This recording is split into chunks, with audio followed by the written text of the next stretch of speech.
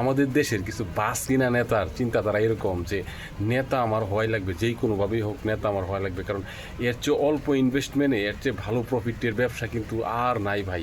আপনি দেখেন যে কোনোভাবে যদি আমি একটা নেতা হয়ে যাইতে পারি, তাইলে এলাকার যত সরকারি সংগঠনের সভাপতি থাকবো আমি, আর সেই সংগঠনের সদস্য থাকবে বিসিএস ক্যাডাররা, বড় বড় শিক্ষিত অফিসাররা। আর যখন বিভিন্ন বিচার সালিশ করবো, তখন হচ্ছে যে আমি মুসের নিচে দিয়ে হাসবো, মনে মনে হাসবো যে দেখ বেটা, তুই 28 বছর 29 বছর লেখাপড়া করে কি করলি, আমি মাত্র 6 মাস চামচামি করে সভাপতি তোরা হয়ে গেলি সদস্য। এর চেয়ে ফিলিংস কি আর হইতে পারে।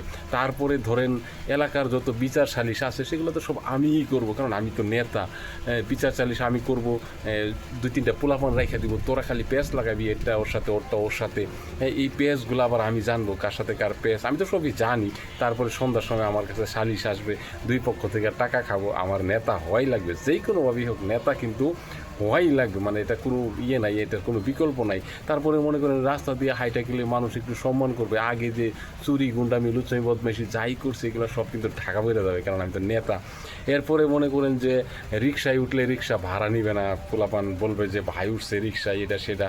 হ্যাঁ, তারপরে ধরেন চায়ের দোকানে গেলাম, ওইখানে যাওয়ার পরে ওইখানে তো চা খাইলে টাকা দেওয়া লাগবে না, কারণ চায়ের দোকানে গেলাম সবাই জানবে আমি নেতা মানুষ, আমার কাছে তো তারা টাকা নিতে পারবে না। টাকা নিলে ভাই যদি আবার রাগ করে, নেতা না, নেতা কিন্তু আমার হয় লাগবে যে কোনোভাবে। তারপরে ধরেন বিভিন্ন জায়গায় যেখানেই যাই সেখানেই কিন্তু একটা সম্মান কিন্তু থাকবে আমার, ঠিক আছে। বিরোধী দলীয় যারা আছে তাদেরকে বিভিন্নভাবে হয়রানি করব, হয়রানি করে করে ওদের কাছ থেকে টাকা নিব। হ্যাঁ, ঠিক আছে, নেতা কিন্তু হওয়াই লাগবে আমার। তারপরে ধরেন হচ্ছে যে এলাকার যত বিধবা কার্ড, তারপরে হচ্ছে বয়স্ক ভাতা, তারপরে হচ্ছে বিজিএফ কার্ড, এইগুলা যতগুলো আসবে এইগুলা সব কিন্তু আমার হাত ধরে আসবে। তাহলে এই হাত ধরে যদি আসে, তাহলে এখানে বিজনেসটা চিন্তা করছেন একবার। তো এই চিন্তাটা যদি করি আমি, তাহলে তো বোঝা যায় যে নেতা কিন্তু হওয়াই লাগবে, যেই কোনোভাবেই হোক নেতা কিন্তু আমার হওয়াই লাগবে। কারণ হচ্ছে যে এইসব অল্প ইনভেস্টমেন্টে বা ইনভেস্টমেন্ট ছাড়া যেই ব্যবসাগুলো আছে এইগুলা কিন্তু নেতা ছাড়াও করা সম্ভব না। তো এই জন্যে এইভাবে উঠে পড়ে লাগছে কিন্তু আমাদের দেশে কিছু লোক, ঠিক আছে। নেতা তার হওয়াই লাগবে।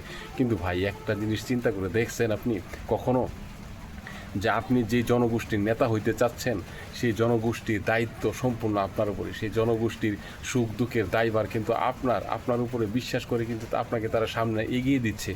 তো সেই দায়িত্ব আপনি না নিয়ে শুধু ফায়দা লুটার চিন্তা যদি করেন, এইভাবে যদি সবাই করে, তাহলে দেশের কি পরিস্থিতি হবে, যেটা বর্তমানে আমরা দেখতে পাচ্ছি দেশের পরিস্থিতি এরকম হয়েছে। এটা কেন হয়েছে জানেন? যে এই একটু আগে যে কথাগুলো বললাম না, যে এই ধরনের চিন্তাধারা যারা আছে, নেতা আমার হওয়াই লাগবে, সব কিছু বাদ দিয়ে আমার নেতা হওয়া লাগবে, কারণ এইটা হলো সবচেয়ে একটা অল্প পরিশ্রমে বড়লোক হওয়ার একটা রাস্তা। এইসব চিন্তাধারা বাদ দিতে হবে। এইসব চিন্তাধারা বাদ দিয়ে মানুষ হয়ে যান, কাজ করে খান, প্রয়োজনে রিক্সা চালান, অটো চালান, ভ্যান চালান, কোনো সমস্যা নাই, রাস্তার পাশে মাটি কাটেন, একবারে না পারলে ভিক্ষা করে খান। ভিক্ষা তো এমনিও করেন অমনিও করেন, কারণ নেতার পিছিয়ে যায় ভিক্ষাই তো করেন না। তো সেই ভিক্ষা ওইভাবে না করে ভিক্ষাটা সঠিক নিয়ম অনুযায়ী ভিক্ষা করেন। ভিক্ষুকরাও মনে হয়ে আসছে ভালো, যারা এই পাতি নেতা আছে না, এদের চেয়ে ভিক্ষুকরাও অনেক ভালো। ভিক্ষুকরা তো মানুষের কাছে চায়া চিন্তা খায়, আর এরা হচ্ছে বদমাইশি করে